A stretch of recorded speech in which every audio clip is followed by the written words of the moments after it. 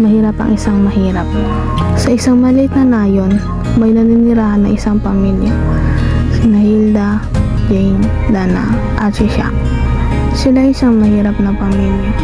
Ngunit iba ang kanilang mga pananaw sa buhay. Si Hilda ay ang kanilang ina, na masipag at matyaga na tao. Kahit na mahirap ang kanilang buhay, hindi siya nawalan ng pag-asa. Lagi siya naghahanap ng mga paraan upang mapabuti ang kanilang kalagayan. Siya ang nag-aalaga ng kanilang maliit na bukid, nagtatanim ng palay at nagtitinda ng mga prutas at gulay sa palengke.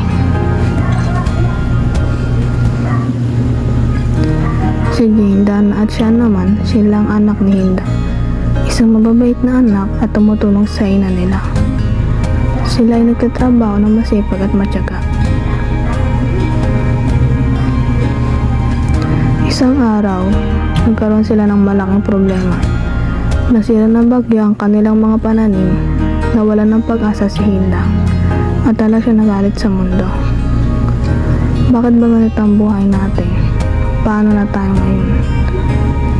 Ngunit si Jane ay hindi nag-alala. Hindi natin dapat sisihin ang kapalaran. Kailangan natin magsikap upang mapagtagumpayan ang mga pagsubok na ito. Nagtrabaho ng masipag at mabuti ang magkakapatid upang maibalik ang kanilang bukid.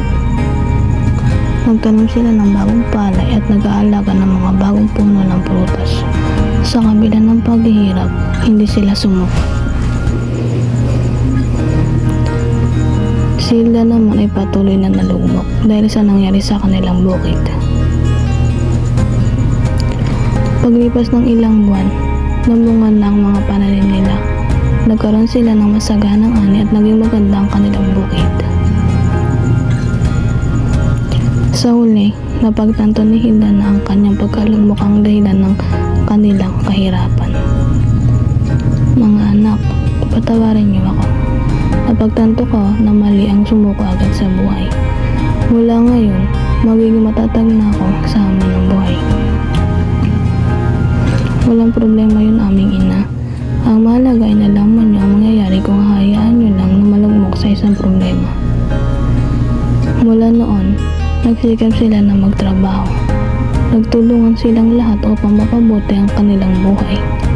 At sa paglipas ng panahon, nagkaroon din sila ng magandang buhay.